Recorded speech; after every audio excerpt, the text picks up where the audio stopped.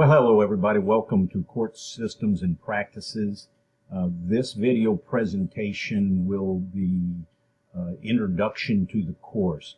I'm going under the assumption that you know how to log into Blackboard. If you're getting this video because you got it from an email and you don't know how to log into Blackboard, go ahead and send me an email back. We'll get you somebody that can get you logged in. But at this point, everybody should be able to log in. Before we get down to the actual course, what we're going to do in this video is we're going to go over the navigation within the Blackboard as it's set up by me. All the instructors are going to be a little bit different the way you navigate things, so I'm going to show you how to navigate mine. We're going to look at the course syllabus to see what's required of you during the semester, and we're going to go over things about the research paper, court observation paper. That's probably not going to happen. Okay, that's not going to happen. Unless you happen to be a witness in court.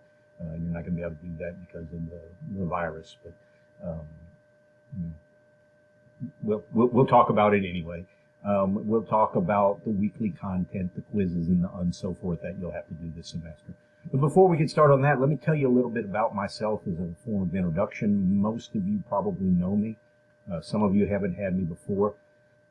For those who haven't, I am a retired police officer, a twice retired police officer. I worked full-time as a police officer for 34 years. I still hold a commission as a part-time officer with the Dickinson Police Department, though I don't work very much. I started my police career actually as a reserve deputy constable back in 1977, so 43 years ago. I was a reserve deputy at the age of 10 or whatever. Okay, so not quite. I'm a little bit older than most of you. I worked for the Beaumont Police Department for a short time. I didn't like Beaumont. I had applied at Galveston twice before and taken the civil service exam. Didn't quite make the cut either time. Scored 6th on the exam both times, but just didn't quite make that hiring. And while I was in Beaumont, they called me back from Galveston, asked if I was still interested, and I was.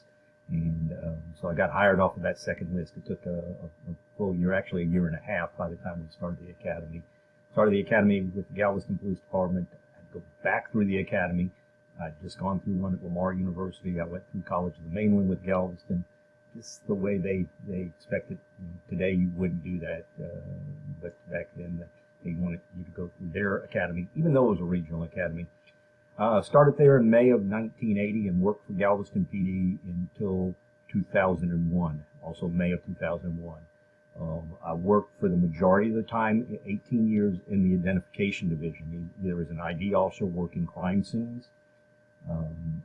Once I got promoted to sergeant, I spent another couple of years in ID division, 2 different stints there as a supervisor, but I was still working crime scenes. I was a fingerprint examiner, a polygraph examiner. I spent a year as an auto theft detective. I spent 2.5 years as a patrolman on patrol and another year as a patrol sergeant on night shift. And also spent my last year, I was on loan to IT doing some computer programming for the department. So a little bit of varied interest. I retired from Galveston Police Department to take a job as a detective with the Dickinson Police Department, mainly because of my forensic skills. That's the reason they hired me. But they also had me do fraud cases, which was the one area of crime that was going up, not down, because of technology changes. And my fraud cases were supposed to be a small thing. My main job was supposed to be forensics and running the property room. Well, it turned out fraud took up most of the time and the others went on the back burner. But it was interesting. It was very interesting. While I was working in Dickinson, I went through the REMIT, the Law Enforcement Management Institute of Texas. One of the instructors there was a professor from Midwestern State University, which is an old, about 100-year-old university up in Wichita Falls, Texas.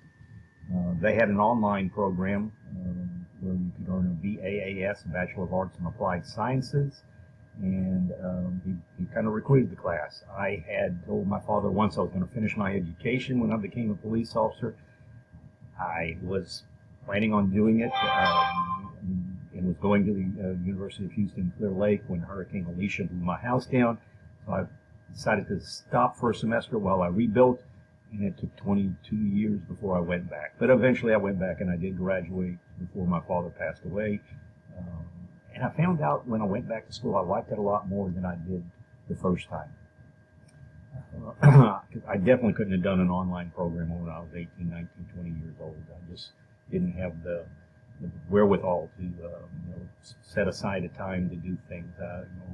Running around with friends would have been more important. After I finished the bachelor degree, I went on to Sam Houston State to earn a master's degree in criminal justice leadership in a weekend program, which was really great. You went once a month for 2 years, and you went on Saturday and Sunday, and you completed the program with a cohort group, which was a really good thing to do. And after I got my master's, I was doing some recruiting for the Dickinson Police Department, came out here to Alvin College, and was told that the department chair was retiring, and so I went ahead and put in for the job, and lo and behold, I got it. And I really enjoy it. I had some teaching experience. I taught with the University of Phoenix.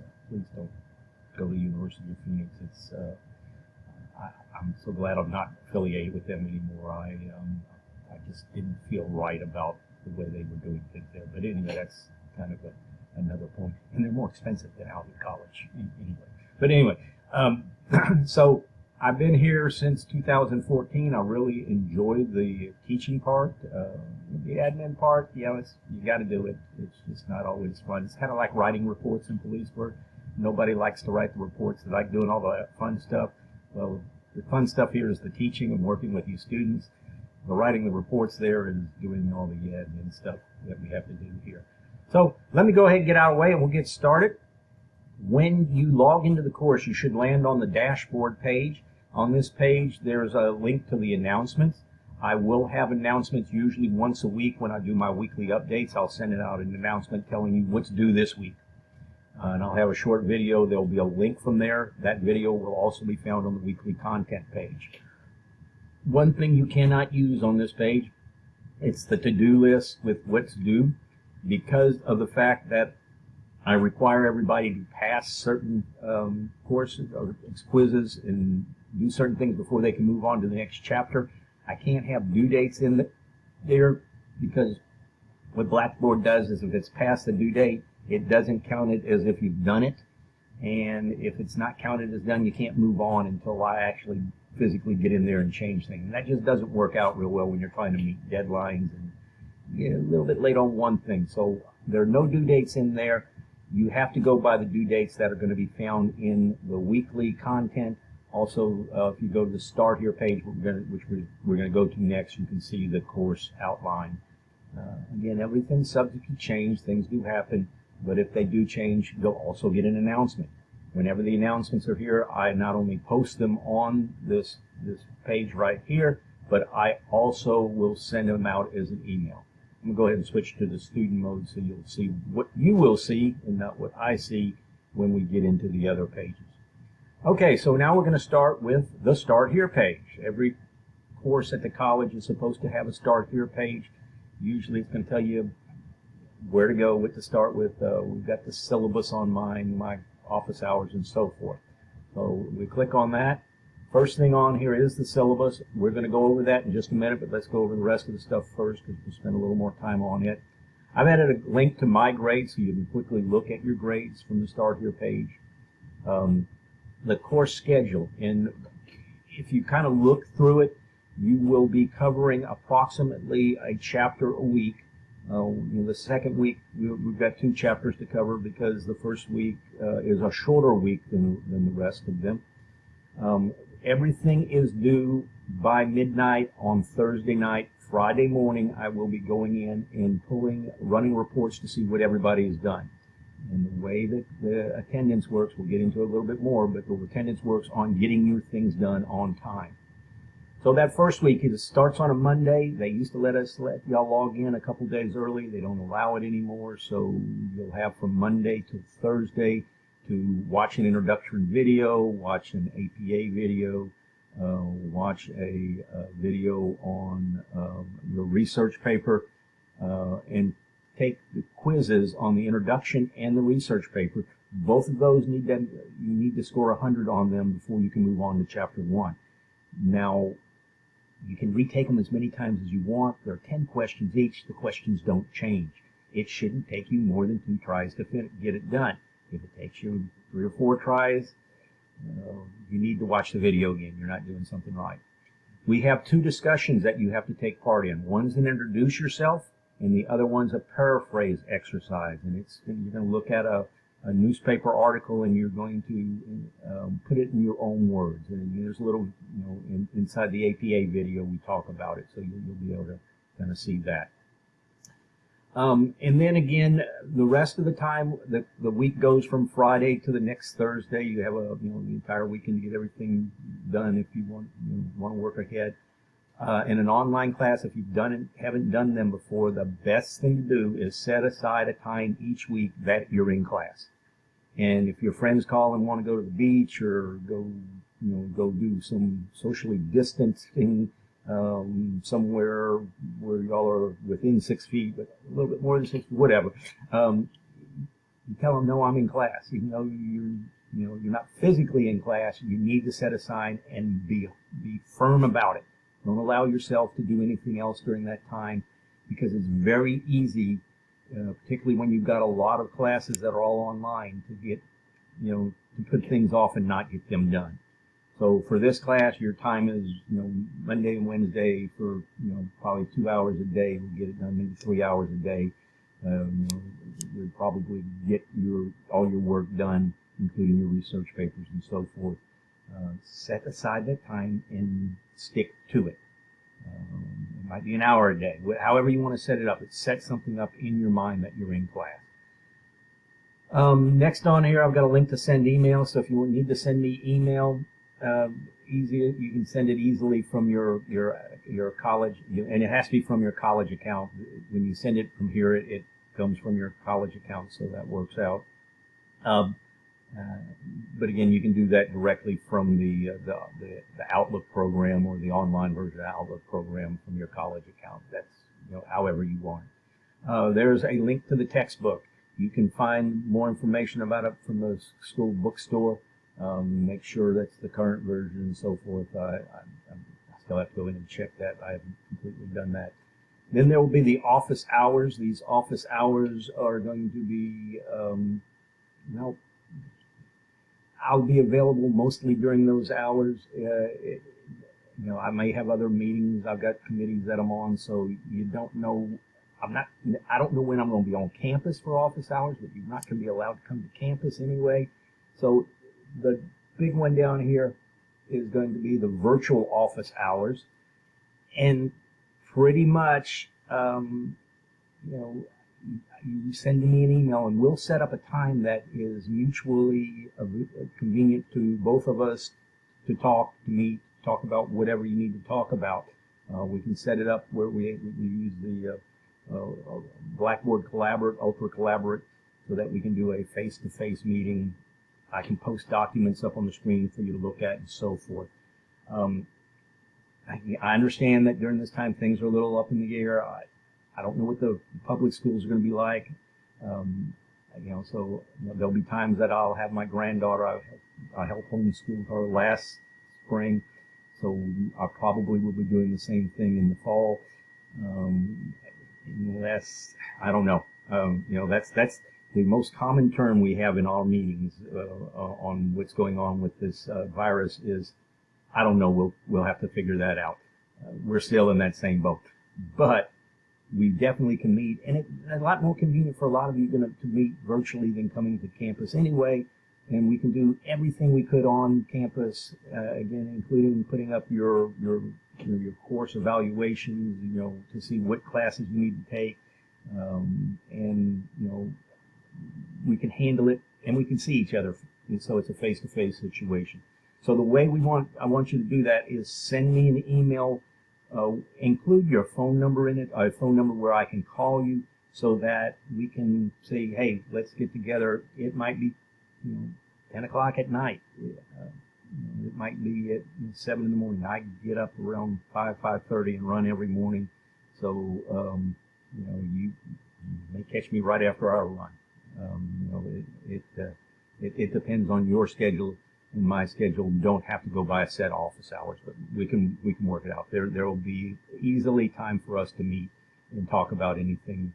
And I would really like to talk to each and every one of you about your degree plans. So please, set up a time to discuss them with me. Okay, let's go back to the syllabus. The syllabus is using a standard template that the college usually changes about 2 days after I finish all my syllabi. Not syllabuses, syllabi. This year they said they've got the final one, so I didn't build it until then. So I'm just waiting for them to come out with, okay, you need to change this. But anyway, hopefully they're not. It's got standard language. I'm not going to spend a whole lot of time on all that standard language. I'm going to talk about the things that are specific to this course.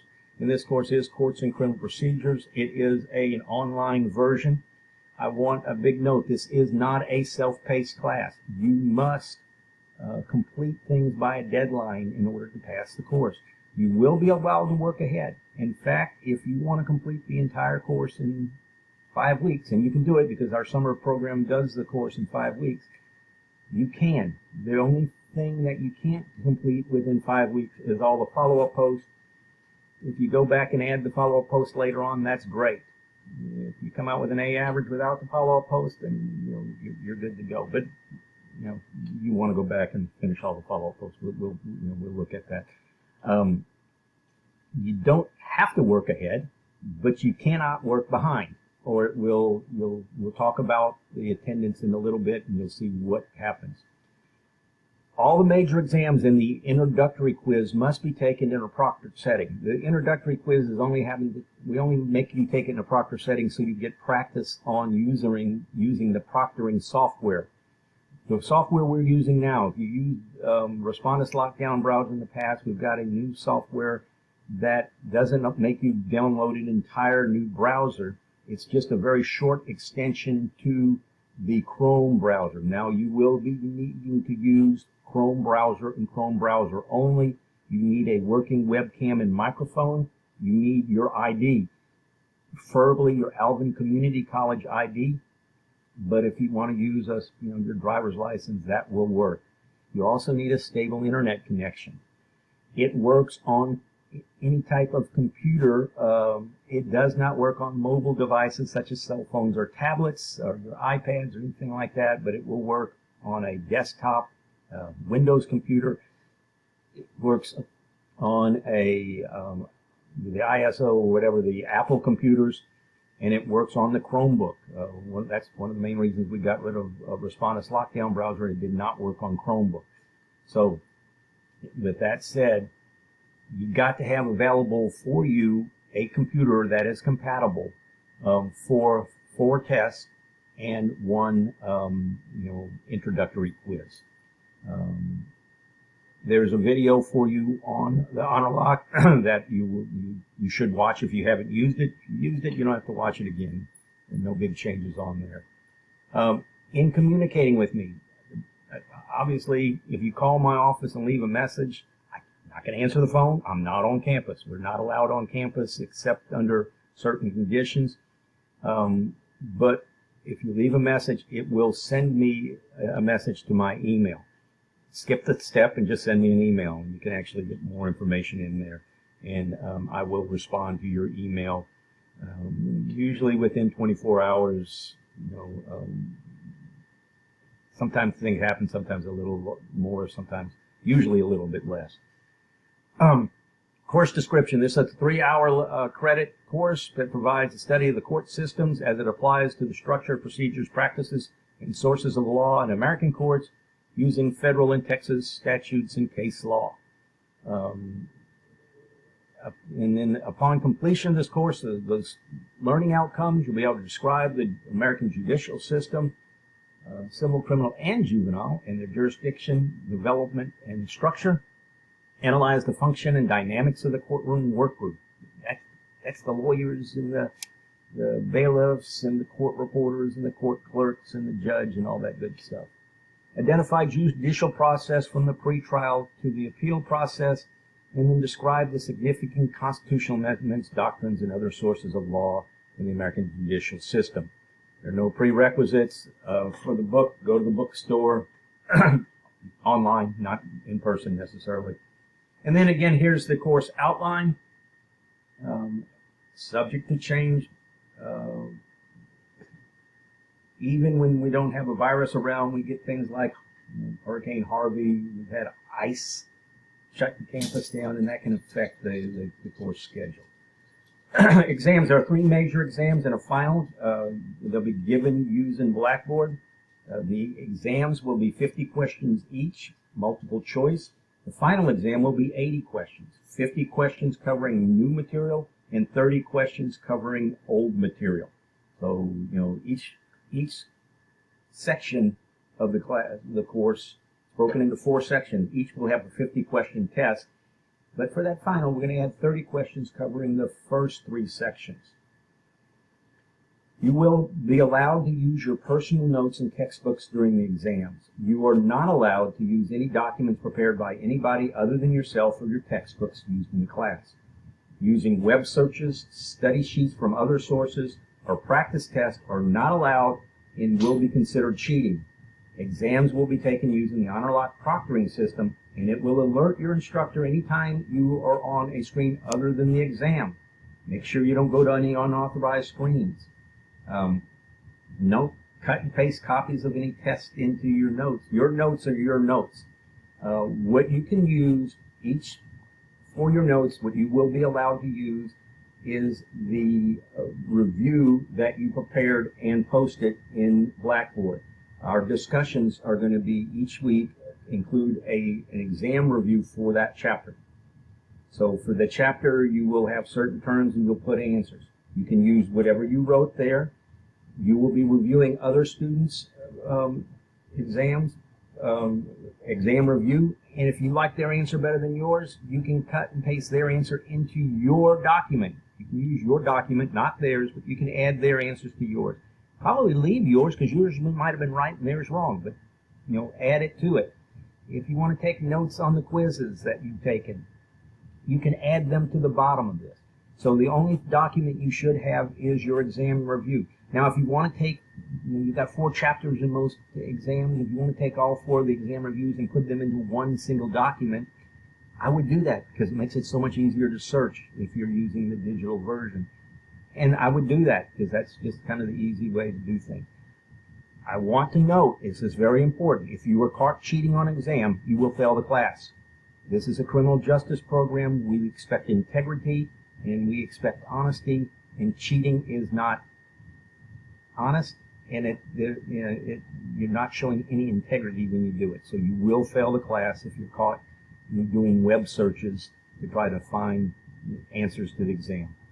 In addition to the exams, there will be weekly quizzes covering each chapter during the semester. You will need to make at least a 70 on each one of these quizzes before you go to the next chapter. So before chapter 1 will be visible, you're going to need to have passed the introductory quiz and either the quiz for the court observation paper, but more than likely the research paper quiz before you can go to chapter 1. One of the 2 will have to be passed, and you have to make 100 on those. After that, you just have to make a 70. Now, you can retake a quiz as many times as you want until you get 100. And if you make a 90 on a quiz and retake it and you get a 70, you still have your 90 because it's set to give you the highest score. So if you want to bring your grade up, quizzes are worth 15% of your grade, the same as an exam, get 100 on that. We'll talk about the percentages in a minute. So your research paper will be required. You will have to present your research paper. Probably won't be making campus visits. That's just not in the writing right now, but you'll be able to present your paper by video. I will most likely be setting up a discussion board where you will be required to watch other students' videos and ask questions and so forth. That hasn't been worked out yet. We're working on things with ShareScreen to get things set up. There may be some money involved, so the college might not be able to afford the way we want to do it. We'll have to see, but there will be more on that as the time comes, and you will be definitely will be posting other student videos for you to watch. and we'll be expecting some comments on them, but we'll get to that in a minute. Or not in a minute, we'll get to that later in the semester. Plagiarism is something else. You've got a video to watch on plagiarism. If you get caught plagiarizing your paper, you will get a 0 on the paper. If you get a 0 on the paper is required to pass the course, you will not pass the course. Okay? Let me say that again. Plagiarism is cheating. If you get caught cheating, you will fail the course. Okay, we got that down. Now, there's another video on plagiarism in paraphrasing, and it also covers the APA. You need to watch that video. That's part of the introductory quiz that you have to take and make the 100 on. Talking about the grading summary, I already mentioned that quizzes are worth 15% of the grade. So are each of the 3 major tests.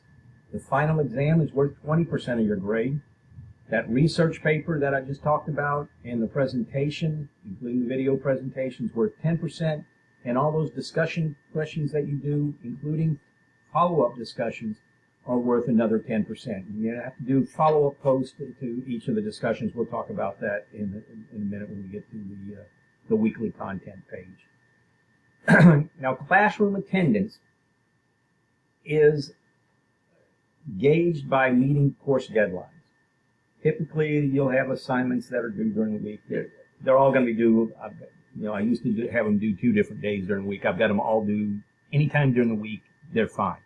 So if whatever's due for that week is due by midnight on Thursday, I'm not going to look at it till Friday morning, probably after I run 7 o'clock, 8 o'clock.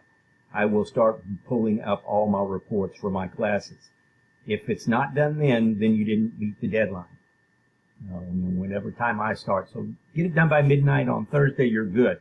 It includes things like your quizzes, your discussions, your both the original and follow-up posts. The original post will be 1 week, the follow-up post will be next week. If you've got a research paper due that week, if you've got a presentation due that week, the exams. If you do everything on time, then you will get credit for being present for that week. That's the goal. If you get some of the work done, but not all, you'll be marked late. If you don't do any of the work, you're marked absent. So if you're marked late, 2 lates is going to be the equivalent of 1 absent. So if you don't do anything 1 week and then you have 2 weeks that you're late on material, that is going to be the equivalent of 2 absences. If you don't do anything 3 different weeks and then you're late 2 different weeks, that's going to be 5 absences, and you're going to lose 2 letter grades on your final grade. Because if you are marked the equivalent of more than 3 absences, you will lose 1 letter grade on your final semester, on the final semester grade. That's the grade posted on your transcripts. So if you've got an A average and you are absent 3 times, you'll still have an A. But if you're marked absent 4 times, or 3.5 times for that matter, that's more than 3. So 3.5 absences, you will have a B in the class instead of an A. And if you've got 4.5 absences, suddenly you've got a C in the class instead of an A. If you've got 5.5 classes that you're marked absent, then you have a D, and if it's 6.5, you failed the class even though you got an A average. So you've got to meet the deadlines. It's very important that you do things on time. And if you don't meet a deadline on something 1 week, that doesn't excuse you from doing that required work. You have to complete every quiz during the semester. You have to take every test during the semester. You have to complete the research paper and the presentation. If you don't complete everything, you can't pass the course. This is an all or nothing situation. So just kind of keep that in mind. And the rest of the syllabus is pretty much standard information. Please spend some time looking at it, and if you have any questions on it, give me a call or preferably send me an email. Okay, so now we're going to move back to the course, and we've got several other areas. First, we're going to look at the exams. Your exams are only going to be visible to you once you completed the required work that is going to be covered for that exam. So, for example, for exam 1, you must participate in discussions, chapters 1 through 4 discussions, and make a 70 better on chapters 1 through 4 quizzes. also have to do the introductory and paraphrase discussion because you're not going to see chapter 1 till you do those. Till you make 100 on that in the research paper quiz. So you got to make sure you get everything done in order for the exam to be visible. You'll notice there's no exams visible because I haven't, as this test student, haven't done any of the work. You have to complete all that material before September 17th because that's the day this exam, the deadline for completing exam 1. If you want to do it early, you can. And each exam has a deadline, so make sure you meet those deadlines to get to the exam. Here's a video on doing the honor lock. There's also going to be one on the week 1 schedule. I'll show it to you where it's at in a minute. So if you haven't used honor lock, watch the video.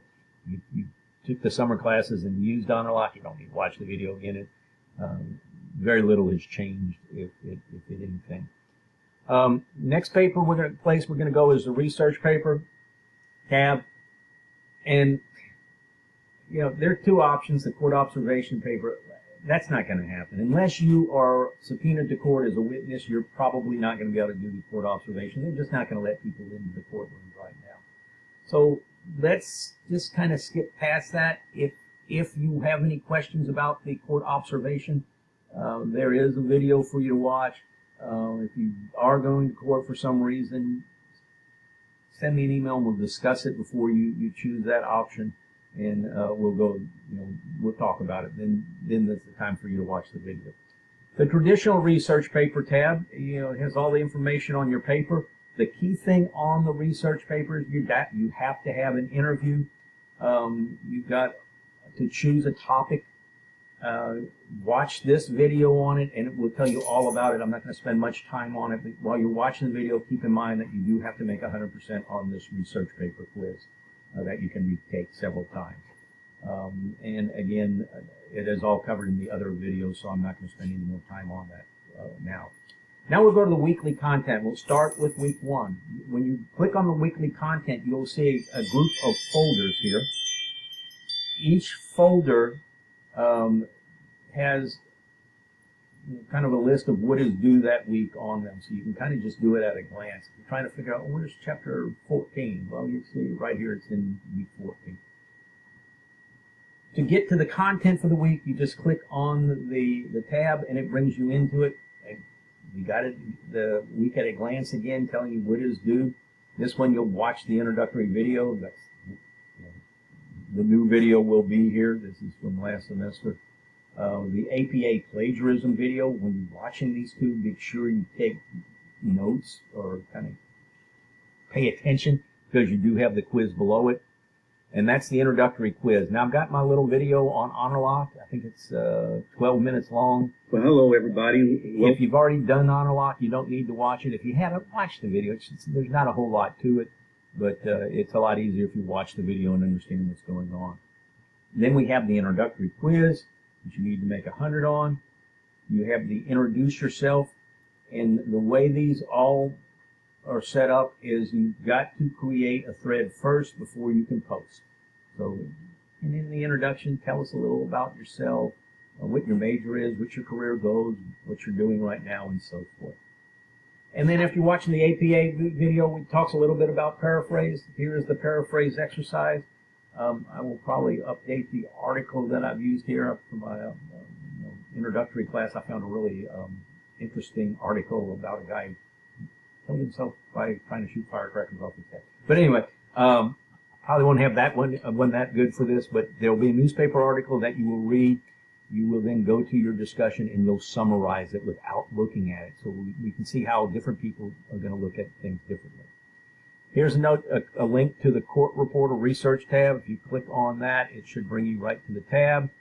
I have got on each and every page an Ask Your Instructor page where you can ask questions about things in the course. Is something missing on a quiz? Is it pointing at the wrong quiz? Did I put the Chapter 6 material in the discussion board for Chapter 7's discussion? Some of the things that, let me just put it this way. Sometimes I have a senior moment. So if you've got that and it's something the whole class would like to know about, ask it here. if you're asking about your personal grades, something personal to you, don't ask it here. Send me an email, and you can click on the link and send me an email from your college account. So make sure it's from your college account. If you're going to ask a question, be sure if it's about a particular chapter or what it's about, put it in the subject line so everybody will know. So if we click on this link, it brings you to the page. You don't have to post first for this one. I would suggest that everybody click on the subscribe button. Go ahead and do it as soon as you can. What happens then is if someone posts to it, it sends you an email. And if it's a question that's really important to you, something you were thinking about, and I answer it, you'll know. So there won't be that many. Most classes I get 2 or 3 questions a semester. I've been doing this now I've done it for 1 full year.